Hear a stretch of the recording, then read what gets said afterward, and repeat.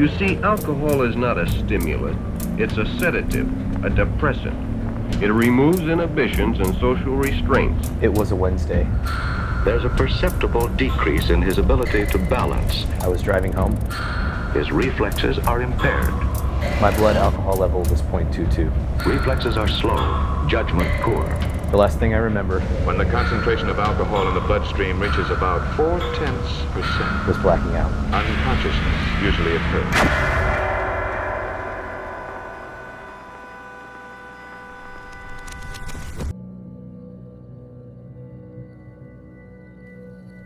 This is Kirkland, Washington.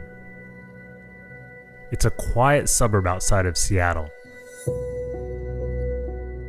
And it's the home of Kirkland CrossFit. So yeah, when you're on the 10th lunge, we're gonna lunge out, then we're gonna drop down into a pigeon stretch.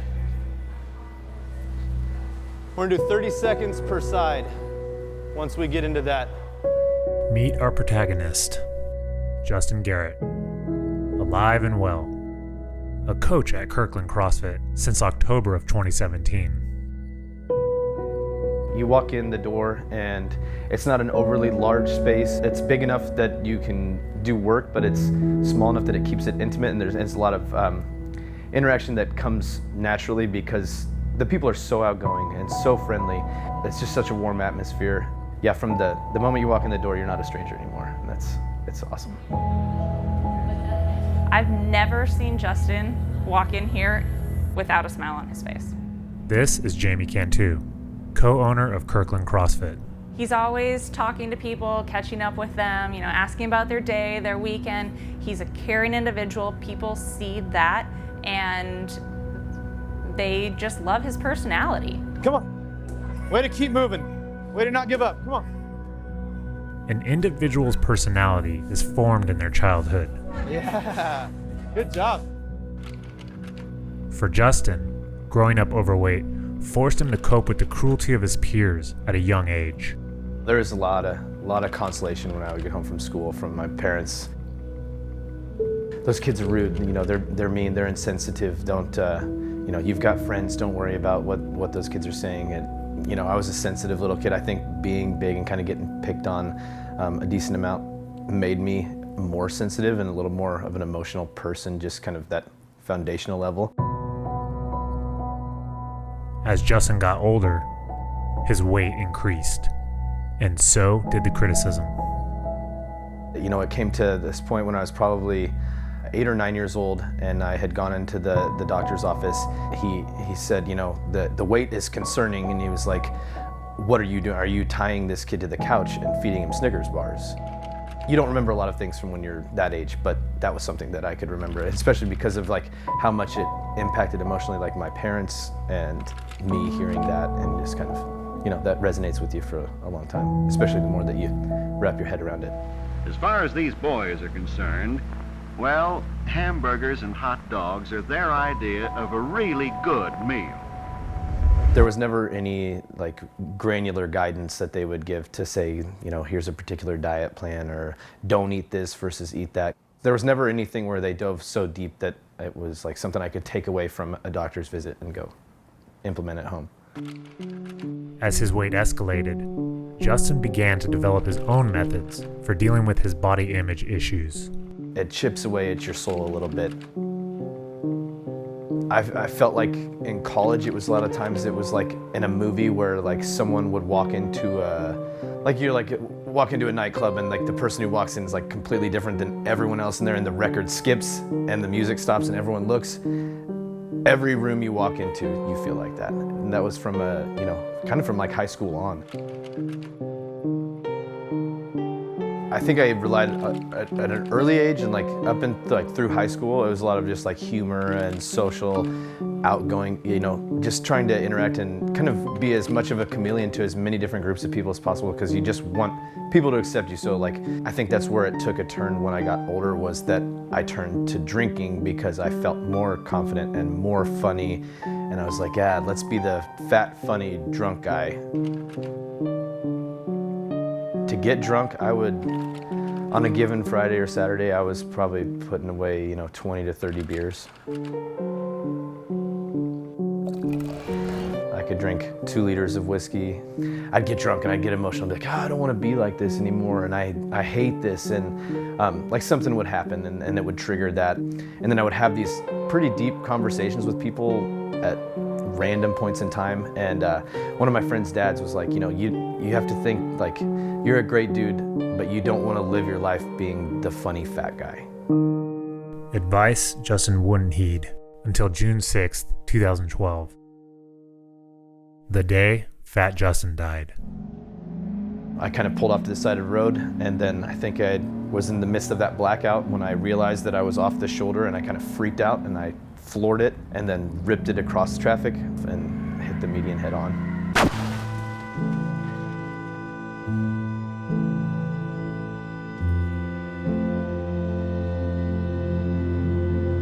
I remember being on the backboard looking up at the sky, and the car is smashed in like an accordion.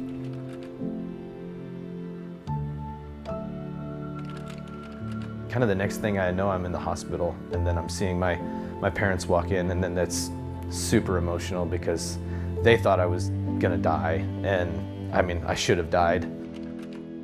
Justin had broken both his feet in the accident. Dr. Daniel Farrell was the orthopedic surgeon tending to Justin that day. He looked at me and he said, you have a scale on your bed, and it's 405 pounds. And he was like, you have 6 weeks, because both feet are now operated on, you're immobile. You have a decision. You can continue where you're at and not walk for 6 weeks, and you can gain more weight and keep doing what you were doing. Or I have this diet that I have done myself and got great results. So he's like, I've lost like almost 40 or 50 pounds. It was basically like, he was like, eat fruits, eat vegetables, eat meats. And that was it. His, the CrossFit diet. An origin story reveals the moment an individual becomes the protagonist, the hero of the story. If Justin were a superhero, the day of the accident would be his origin story. It's the day Justin's life changed forever. So I lost 100 pounds in a year. I had, from that was June 6th, I think to like July 1, I had lost 100 pounds. I owe my life to Dr. Farrell. He saved me, and I have a firm belief that we were meant to meet that day. A meeting of fate with Justin's herald. A herald is an archetype whose sole purpose is to issue the call to adventure to the protagonist. He can show a dissatisfied hero a tempting glimpse of a new life.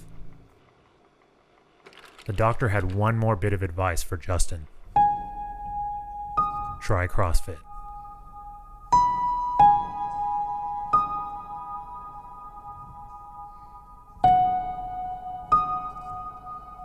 It's an outlet for sure. It's provided me friends, family, a way to feel like an athlete without an athletic background. I smoked for the first 3 years that I did CrossFit, and I was like, man, I really like this, and I'm not gonna stop doing this, and I would like to actually kind of be competitive in my classes, so it got me to stop smoking. Like everything from work ethic to eating to social life to self-confidence, it's changed everything.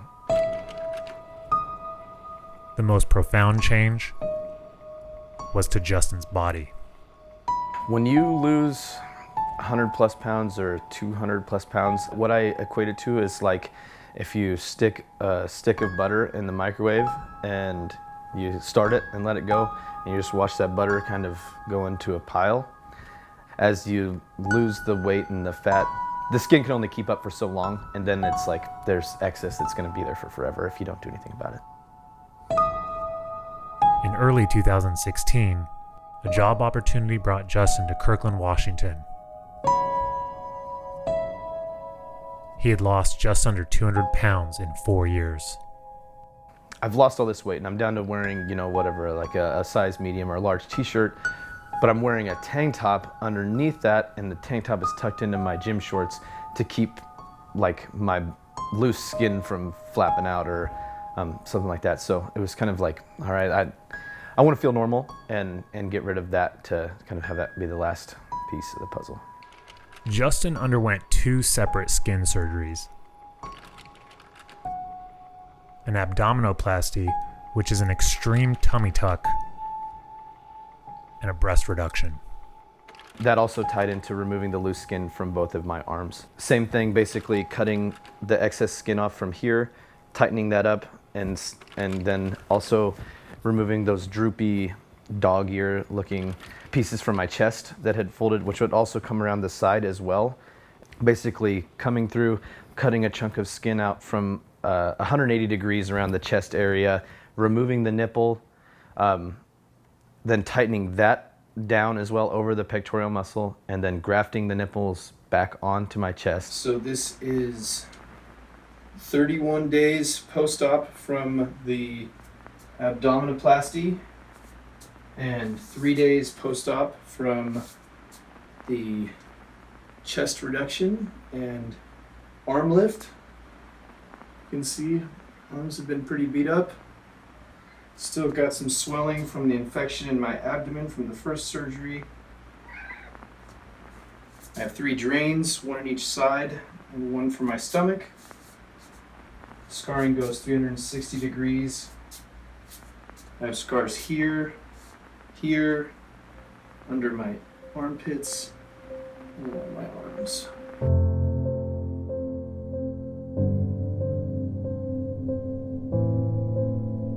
There's a scar running from my elbow, down my arm, through my armpit, down the side, and then over to my chest on both sides. And then 360 degrees around my waist. And yeah, kind of completely rebuilding the top half of my body.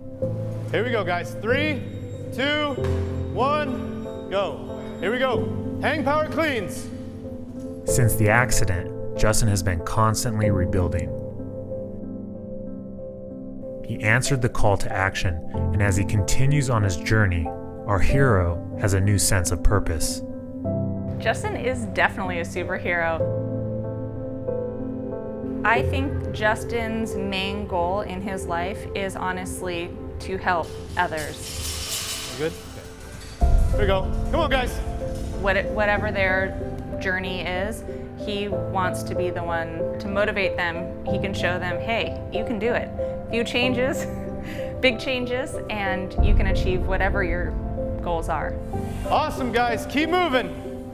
Like, what's next for you? What does the future hold? Get married.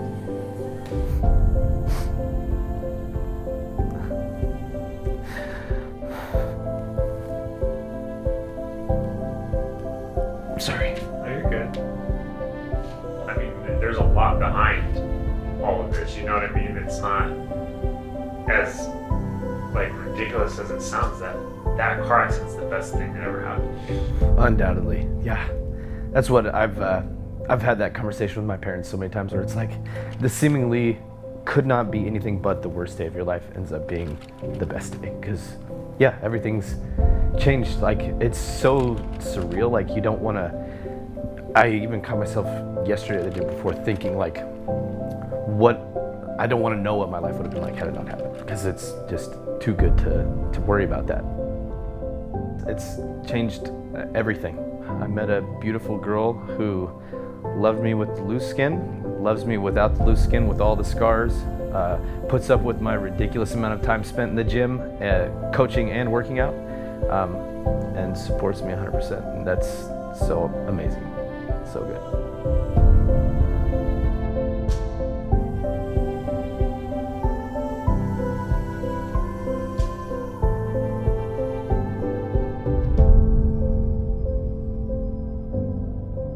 No, I'm not a superhero, but I think that if I could help someone save their life by giving back to them, by getting them on the right path, by helping them out and making a difference and having some sort of profound impact, that's the end goal. If I can do it for one person, then this is all even that much better.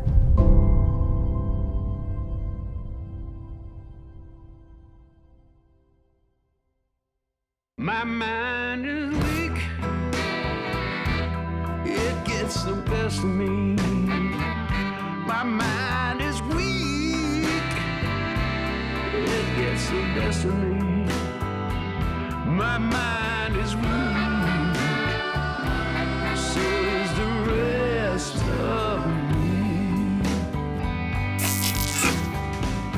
Temptation strong keeps on testing me.